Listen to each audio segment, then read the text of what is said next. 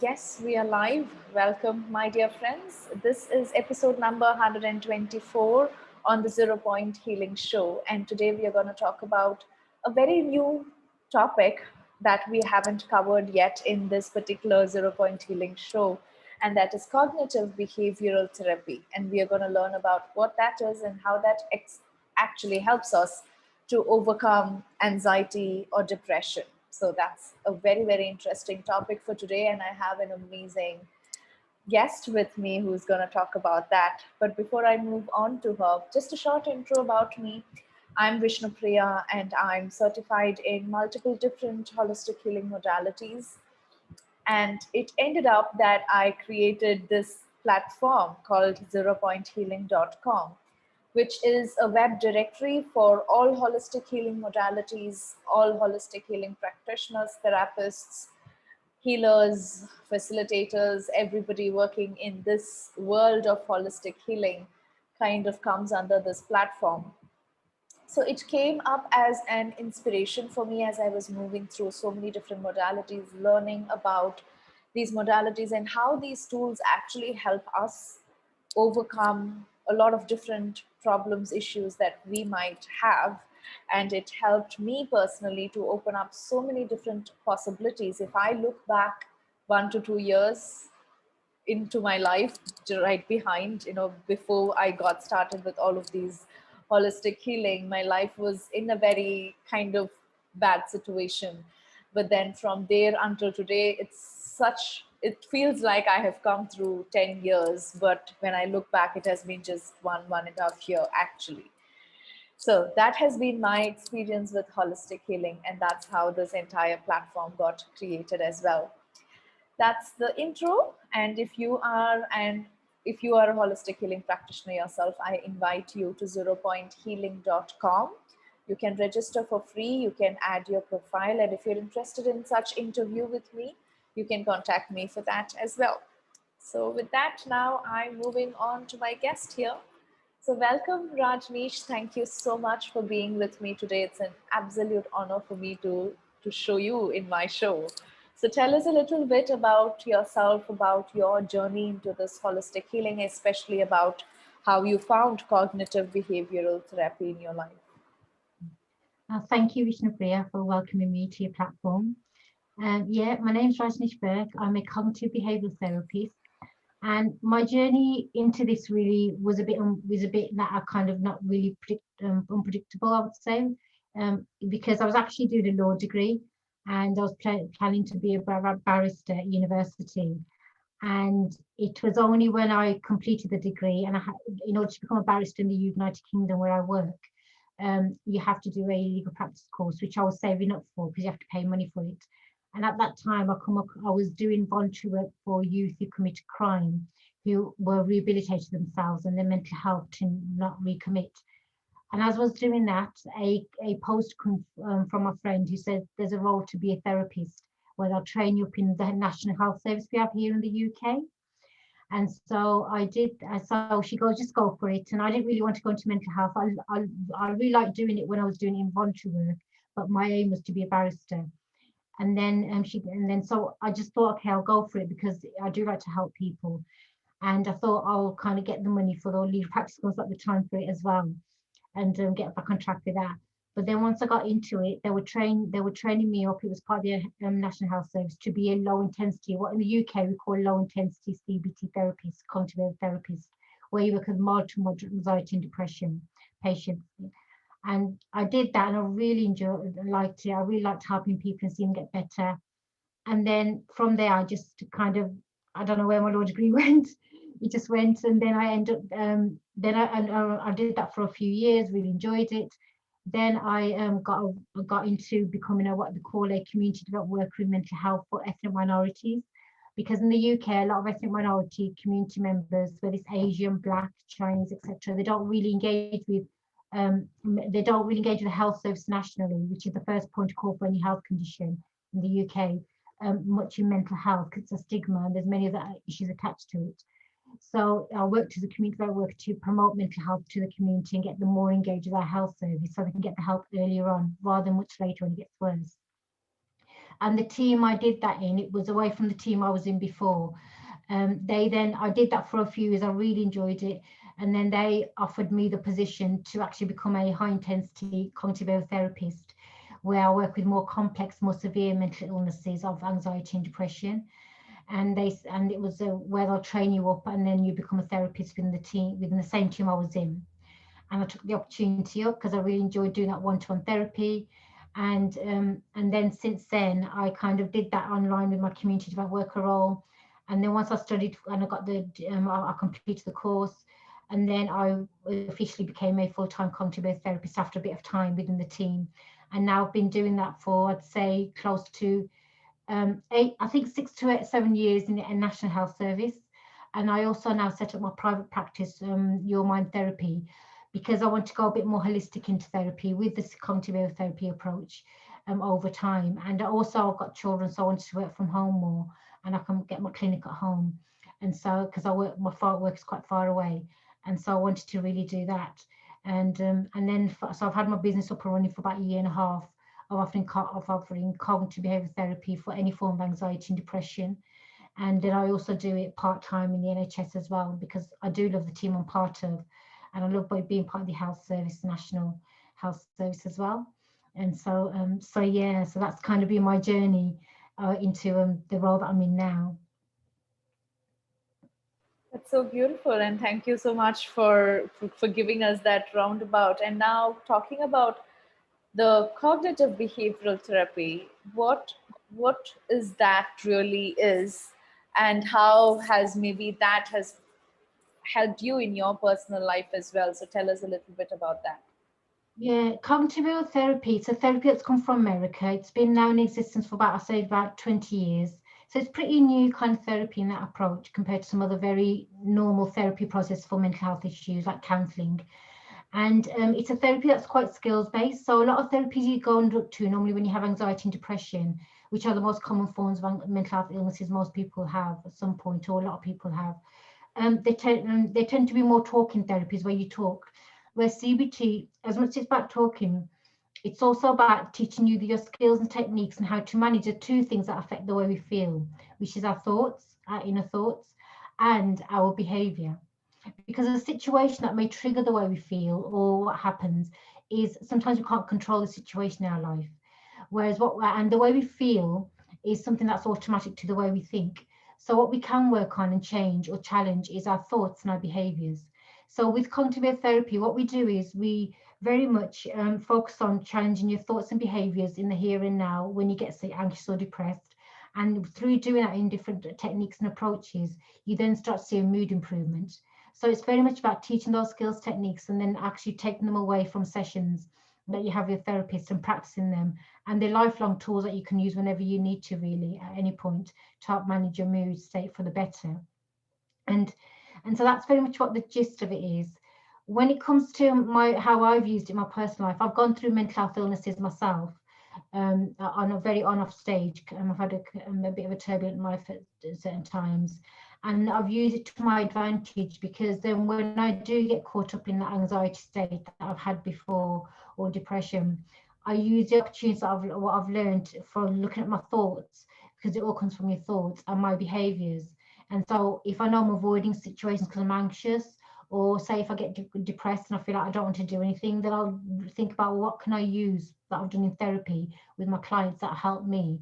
And when I've applied it, it very much does work, because the research shows and science shows it works. So yeah, so very much with me going through my own issues, it's helped me really work through them and get past them. And even now, sometimes I'll just, even if I'm just mildly anxious or something, I'll just say, okay, what do I need to, and because I know a lot of the tools very much by hand, I don't need to really go to them.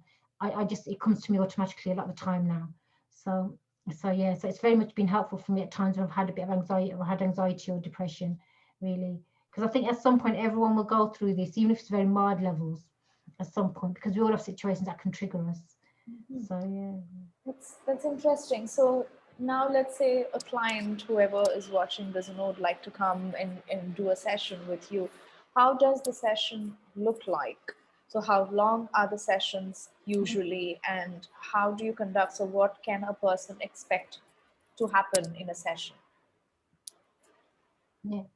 Well, the amount of what the sessions will consist of is very much dependent on the mental health issues they present with, because with depression, there's one, two types of depression, whereas with anxiety, there's many forms. So, for example, when I work with clients, I very much will work with anyone from any form of anxiety. For example, I could work with everything from OCD, phobias, post-traumatic stress disorder, generalized anxiety disorder, health anxiety, panic aspects, and body dysmorphic disorder, emetophobia, and there's a few others. And with depression, it tends to be depression or low self-esteem, or another form of depression called dysthymia.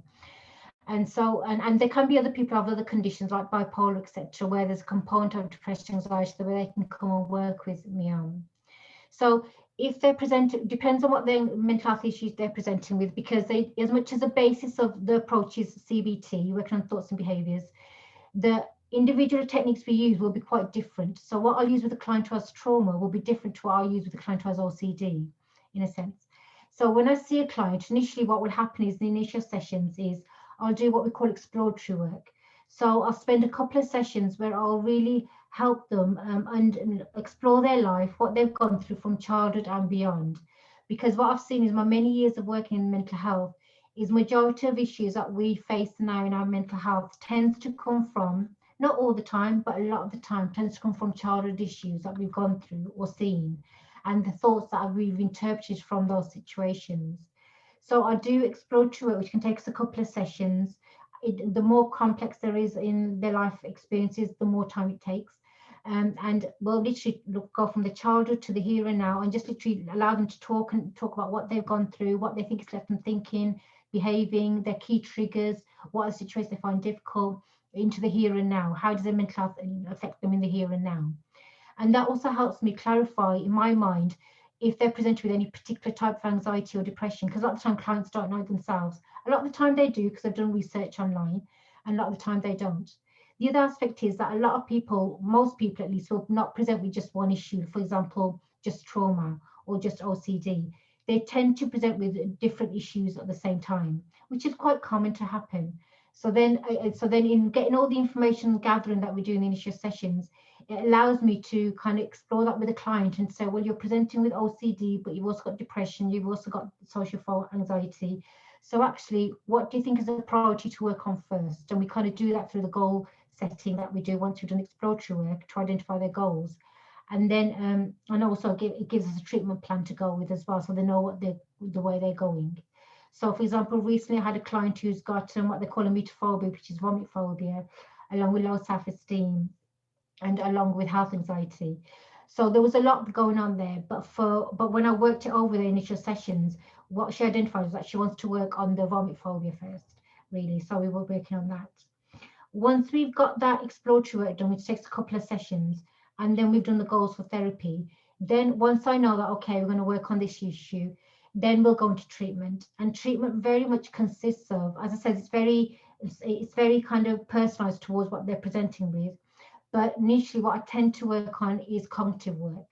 So working on their thoughts. So working on challenging their thoughts, how they can see their thoughts differently. Because as much as they may think I can challenge my thoughts, but it's actually very hard for them to re-challenge them. Because if they could, they would have got better by themselves.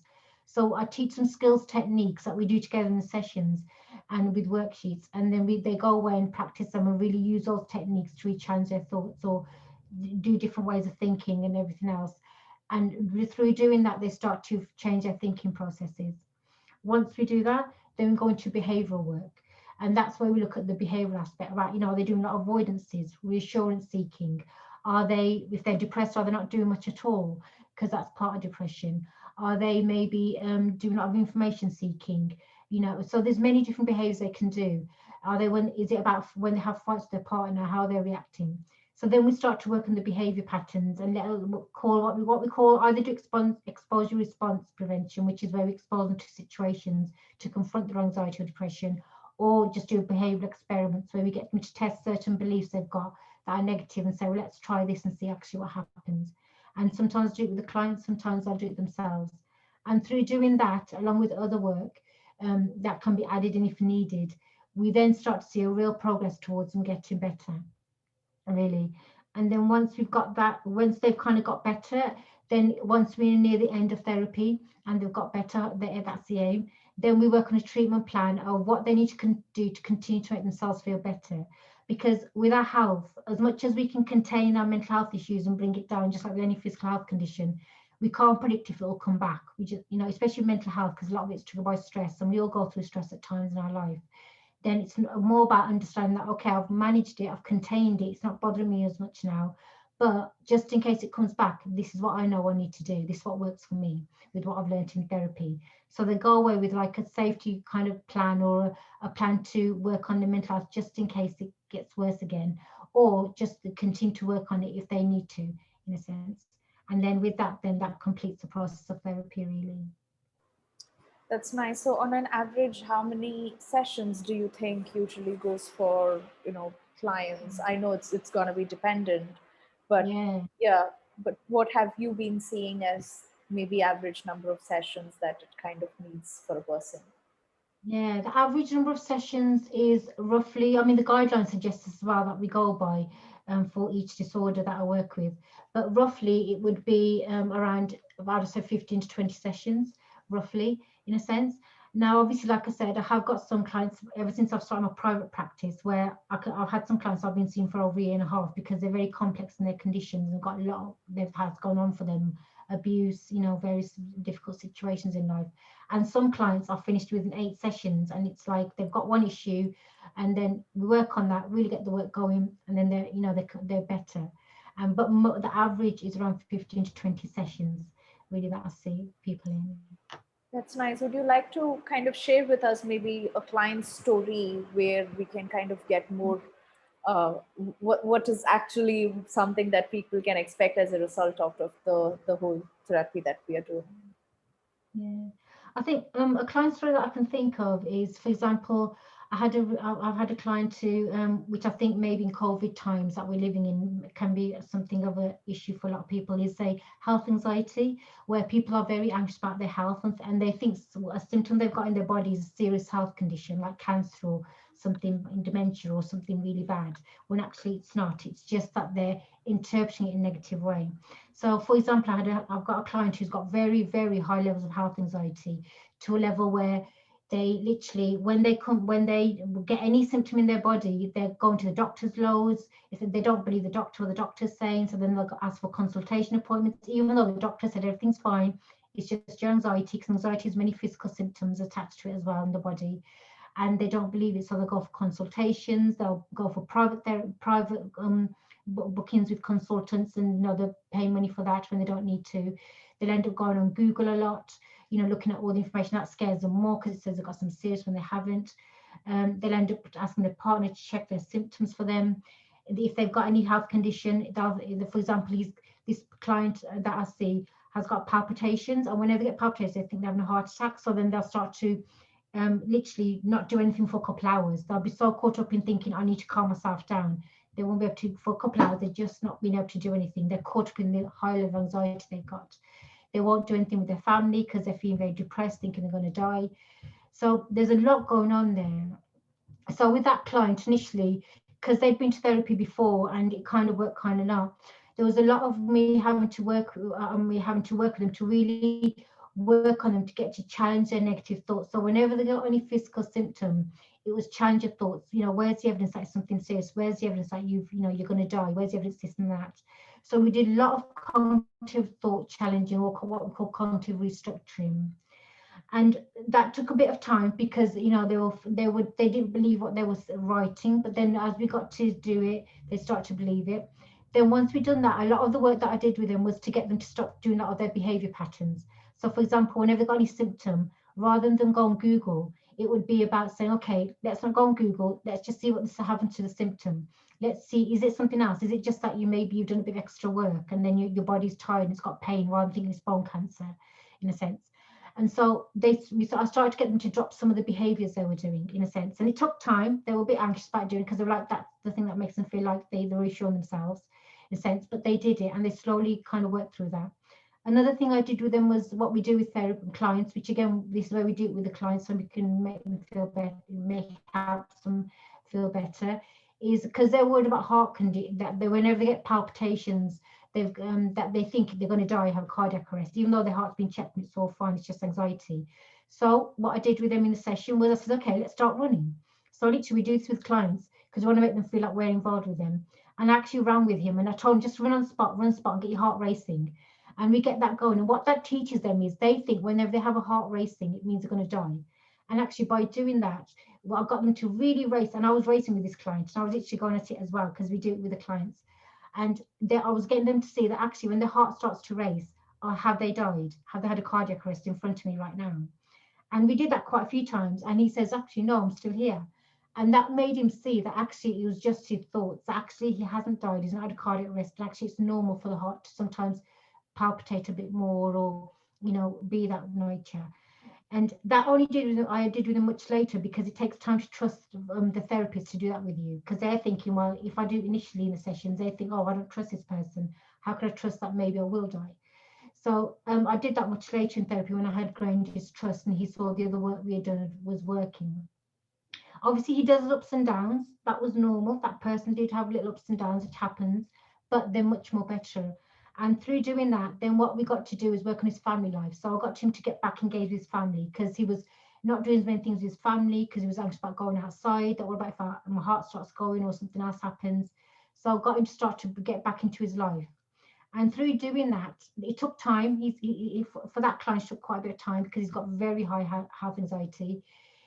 He started to see that actually that he's not getting anything serious with him. But I also worked with him and identified, well, if anything serious was happening with your health, because it's all predictable, unpredictable for all of us, how does he cope? What does he know?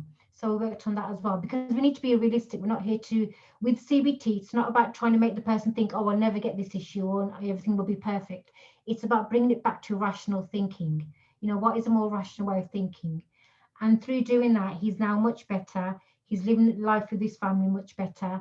Yes, he does get little health issues here and there because as we do, we all get older, we got little things. But now he's able to say, actually, you know what? It was maybe because I was just exerting myself too much or, that it's just because I'm tired.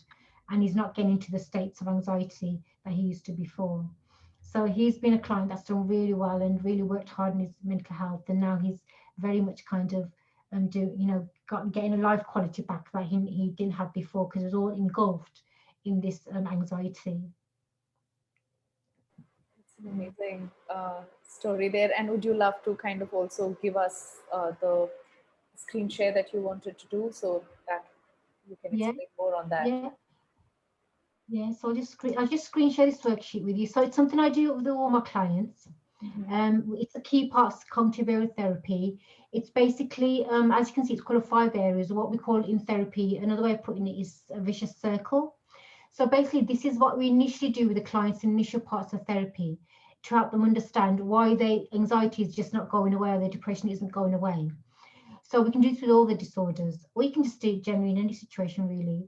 So what we kind of do is we initially identify with them what is a situation that's triggered you to feel either anxious or depressed. So for example, if I was to work through this with the clients very quickly, for example, say again, if I go to a client who say has an anxiety around, say they've had a major car accident and nearly died, and they've got better now, but their fear is still that they're going to have another car accident, they're going to die, and it's a trauma basically. So what I'd initially do with them is say, okay, well, let's look into a recent situation where you got really anxious and you panicked maybe. So they would say, what was the situation? So they say, well, the situation was that my partner was saying, let's go to the shops in the car. So that was the situation that they were with their partner. He says, let's go to the shops in the car. And that was the situation. Now, with every situation, the way we think about it will either make us feel good or make us feel negative or create any emotion, whatever the thought is. And we always having thoughts all the time in our mind. So I ask the person, well, in that moment, as your partner said, let's go in the car, let's go to the shops, what was your initial thought? Because we've always got thoughts going on in our mind all the time. And that person could say, well, my initial thought was, I don't want to go. My initial thought was, oh my God, what about if you have an accident? My initial thought was maybe a memory come up of when I had the car accident. So that could be their initial thoughts. And as a result of those thoughts, then what is it that they felt in that moment? Because with every thought comes an emotion.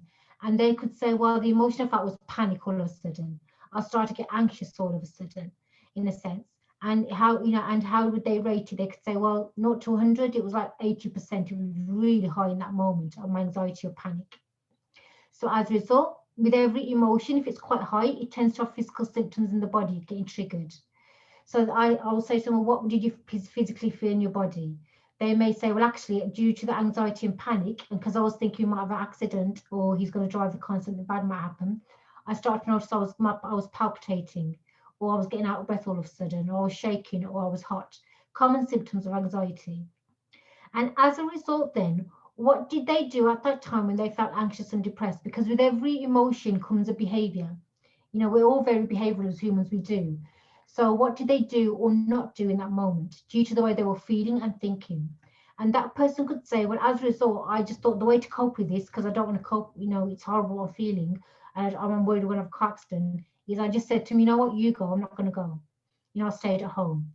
Or if we did go in the car, I just, I really held onto the door and I kept on looking everywhere, and I couldn't settle in the car in a sense. So I was very hyper vigilant. I couldn't settle until we got out of the car in a sense. Or I kept on telling my partner, don't do that, drive like that, or drive really slowly.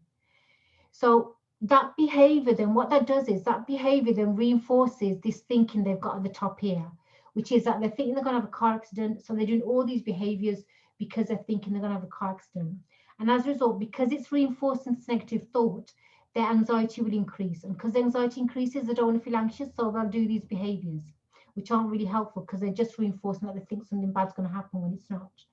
So what I do is with this, I will talk it through with the client and and look at their examples of their anxiety and depression to help them understand why their anxiety is just going round and round. It's not getting any better and it gets triggered so quickly.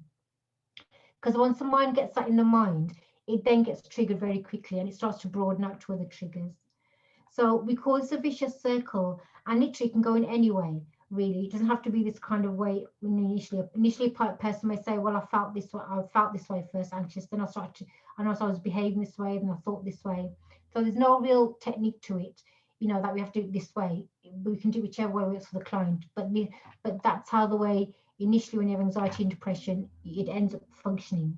And that's why it keeps on going round and round, because we end up doing behavioral patterns that kind of just makes it go round and round, reinforces it really.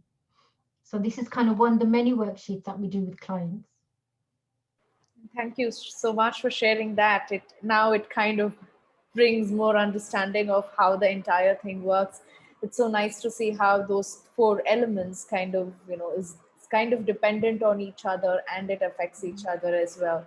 So Yeah, thank thank you. you. Thank you so much. You can maybe stop share there. Yeah. Beautiful. So how does the session work, or how can somebody book session with you? Yeah.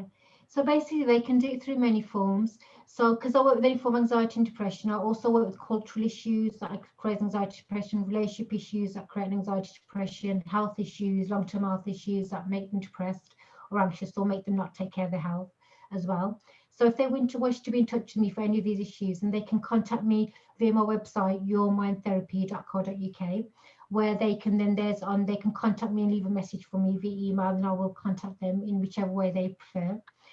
Or they can go on my Instagram page. That's Your Mind Therapy at Anxiety and Depression, and or they can go through Facebook, Your Mind Therapy, to message me. But the main form is very much my website, yourmindtherapy.co.uk, where all my contact details will be. And then they can also see everything about myself and read up about me and look at what I can help them with before they want to book therapy with me, or just book even a consultation. They can book a 20-minute free consultation with myself, and we can do that via Zoom. Most of my sessions right now, due to COVID, are well, I do in-house, but because I'm in Birmingham, UK, but now I can see anyone from anywhere due to Zoom. So I can do Zoom sessions. That's what I do, and that can be set up very easily with the client. And they can do a consultation with me first, just to get to know me and talk to me, ask me questions, to help them make that decision if this therapy is right for them. And if not, I can always guide them towards what may be better for them.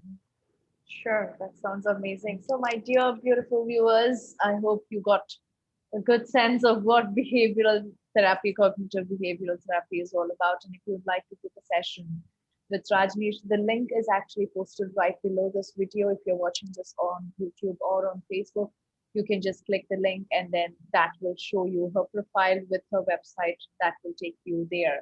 You can have a conversation with her. And as she said, she's also providing a 20-minute free consultation. So you can talk to her and see how she can help you. Along with that, you also have a 10% off discount from Zero Point Healing. So when you're contacting her, you can just let her know that you found her from Zero Point Healing, and you can tell her the coupon code is 0 point. So just let her know and she'll give you the 10% off as well. Thank you so much, Rajneesh, for Thank you. coming in such a beautiful way that you explained it. It was amazing. Thank you so much. Thanks so much. Take Thank care. you. Thank you, my dear viewers. I'm going to see you in my next show. Thank you so much. Bye bye. Bye.